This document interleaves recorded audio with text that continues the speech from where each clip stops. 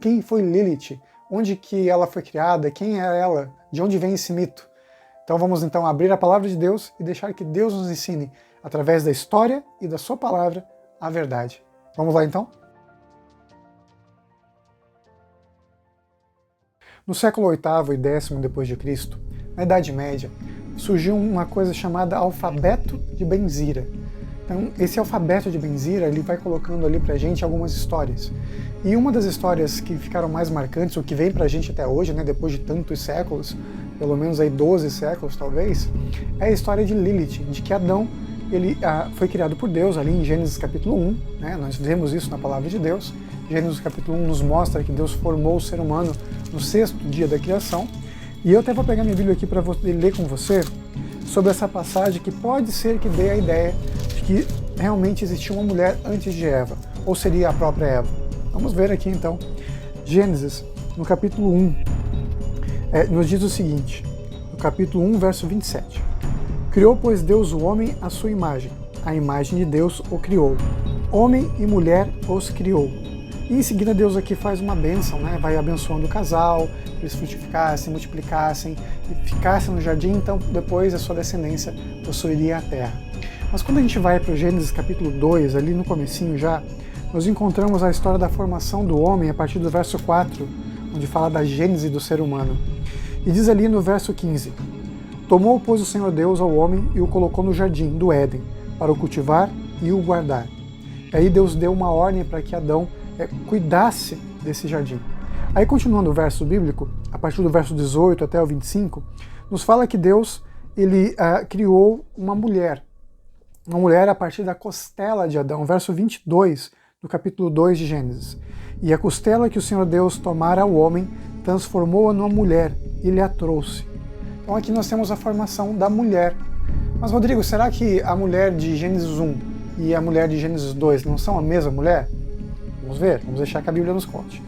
Aí nos diz o verso 23. E disse o homem, esta afinal é osso dos meus ossos e carne da minha carne.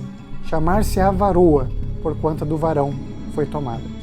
Então aqui dá uma ideia de que esta afinal, como se houvesse uma primeira, né? Essa aqui agora sim é osso dos meus ossos, carne da minha carne. Ela sim é minha companheira, mas talvez existisse uma outra que não fosse. Talvez a mulher criada em Gênesis 1. Bom, o alfabeto de Benzira, criado ali no 8º e 10º século depois de Cristo, na época medieval mesmo, é uma coletânea de escritos, né, judaicos. Ele nos apresenta que existiu sim uma mulher antes de Eva, e essa mulher tem o nome de Lilith. Essa Lilith, ela então foi criada junto com Adão, do pó da terra, ela não foi criada da carne de Adão, da costela dele, ambos criados ali no 6º dia, só que houve um problema, uma diferença entre os dois. Os dois se consideravam iguais, e no ato sexual ela se recusou a estar por debaixo dele, né, que seria o ato natural de um homem e de uma mulher. Ela disse que ela era tão digna quanto ele, então ela não se submeteria a ele. Fazendo isso, os dois discutem, e ela então pronuncia o nome de Deus, aí vem um pouco do misticismo, né, a respeito ao nome, quando se conhece o nome e tal. Aí ela então some do jardim, ela tem asas e voa para longe do jardim do Éden. E ela vai morar, de acordo com esse alfabeto de Benzira, ali no Mar Vermelho, mais ou menos onde o povo de Israel passa na época de Moisés. Ela fica ali e começa a ter muitas relações sexuais com muitos demônios, olha só. Ela não queria ficar com Adão, mas ficou com os demônios. E ela tem muitos filhos, e muitos filhos desses demônios, o tempo todo, né? Adão, ele começa a se sentir sozinho, abandonado, e pede a Deus para que a sua esposa volte, a sua varoa, né, a sua companheira.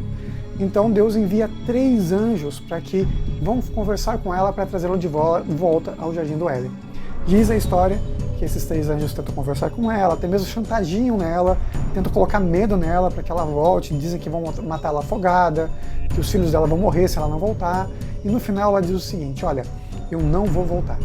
Eu não quero saber de Adão, eu não quero saber do Éden, e eu posso mesmo sacrificar 100 filhos mesmo por dia, que essa é a história, diz que ela tem 100 filhos mortos todos os dias, para que então ela tivesse a sua independência. Não é à toa que ela é um símbolo hoje da questão da feminilidade, ou melhor, feminilidade não, das meninas feministas, esse movimento, né, feminista, nada a ver com feminina, mas o feminista. Então essa é a história de Lilith. Alguns ainda se aprofundam mais nessa história, quando a gente vai ali no Gênesis capítulo 3 e a serpente se apresenta, né, tentando Eva, e depois tem a queda do ser humano.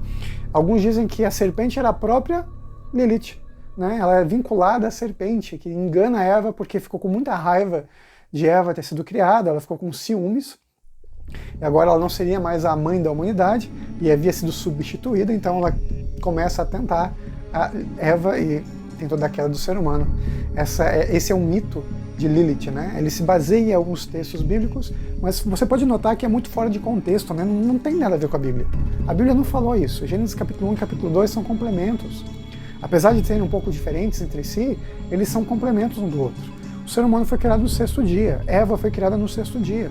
Com respeito a essa Lilith que vem então pra gente ali a partir do 8º, 10º século depois de Cristo, essa é uma história que foi muito baseada no misticismo que os judeus criaram através da história. Os judeus, depois que vieram de Babilônia, do exílio babilônico, eles começaram a adotar costumes e mitos, né? Misticismo muito forte. Mesmo nos tempos de Jesus já existia muito forte. E você com certeza já deve ter ouvido falar na Kabbalah, que é a forma de mística de você interpretar as coisas de Deus, né? Dentro do judaísmo. Não é mito, é misticismo, não é a forma que Deus se apresenta na Bíblia. Em nenhum momento apresenta-se aquela forma de interpretação bíblica. E eles desenvolvem isso ali, na vinda, então, da Babilônia, né? Quando eles começam, então, a mudar a forma de pensamento, ainda que muitos tivessem o intuito de ir para Jesus, de ir para Deus, né? Os conhecimentos de Deus, infelizmente eles adotam essa visão, essa lupa, né? Para poder enxergar o mundo através do misticismo. Nos primeiros momentos ali do judaísmo, eles criaram lendas de que algumas crianças morriam, né? Morriam quando nasciam, natimortos, ou mesmo morriam um pouco depois, e tinha que ter um motivo para isso, né? Um demônio que matou essa criança. Muito parecido com muitas crianças de hoje, né? Para algumas pessoas tudo é demônio, né? Tá com falta de dinheiro, é demônio. Tá doente, é demônio. Então, mais ou menos isso que eles fizeram também naqueles dias. Eles achavam, então, que o motivo de algumas crianças morrerem e algumas mulheres terem problemas depois do parto era a famosa Lilith, que viria assombrá-los, um demônio que viria, então, destruir e matar as crianças e também, muitas vezes, as mães das crianças. Porque esse mito da Lilith ele é vinculado a isso, né? A um demônio que vem matar criancinhas, né? E depois é identificado esse demônio como a mulher original, seria a Lilith. Esse nome, ele aparece sim na Bíblia uma vez, tá? Mas ele apresenta pra gente no livro de Isaías. No livro de Isaías, no capítulo 34, verso 14. Vamos ler juntos, na verdade, esse texto bíblico, para ficar bem claro pra gente onde aparece Lilith na Bíblia. Talvez na sua Bíblia nem apareça esse nome Lilith, porque alguns tradutores, eles mudaram a tradução, porque Lilith não é um nome pessoal.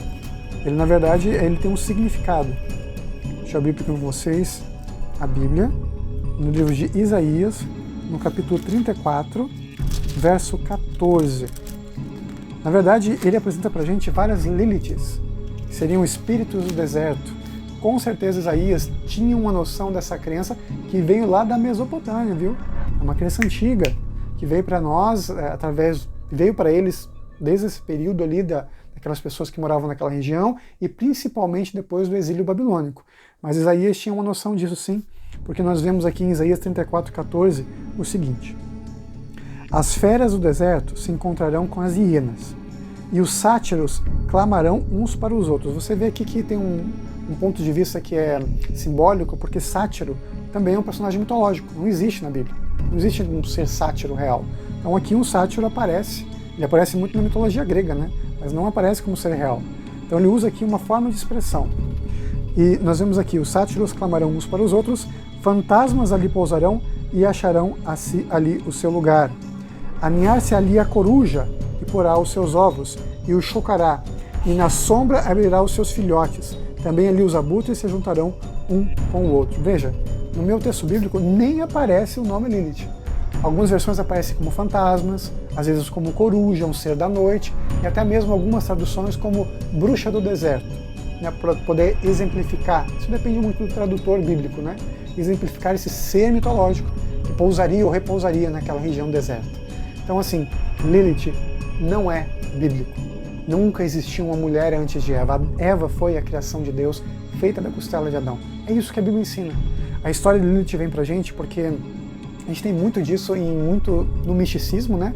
Mas também em filmes, séries, jogos, desenhos animados, então toma cuidado com suas crianças, que apresentam essa ideia de uma mulher ali primordial, que talvez tenha sido a primeira pecadora aliada a demônios, que faz as pessoas se afastarem de Deus. Ela está muito vinculada também a questões sexuais. A gente precisa ter sempre base nas Escrituras. Se você quer acreditar em Deus, naquilo que Deus te ensina, você tem que buscar o que Deus fala. Não em mitos, lendas, mas na verdade da palavra de Deus. Em 1930, até uma imagem que eu estou colocando para você aqui, foi descoberta essa divindade que você está vendo aí, que na verdade é Inanna, ou Ishtar, né? A Bíblia apresenta ela como Ishtar, que é só uma deusa ali de Babilônia, mas muitas vezes é confundida por causa de algumas características, ele tem corujas próximos dela, com a famosa Lilith, que seria então um demônio da mitologia mesopotâmia. Não perca o nosso próximo programa, que a gente já está se planejando para falar para você sobre a fé e a história. Fique com Deus, fique em paz e nunca se esqueça que nessa vida é você e Deus. Até a próxima. Tchau, tchau.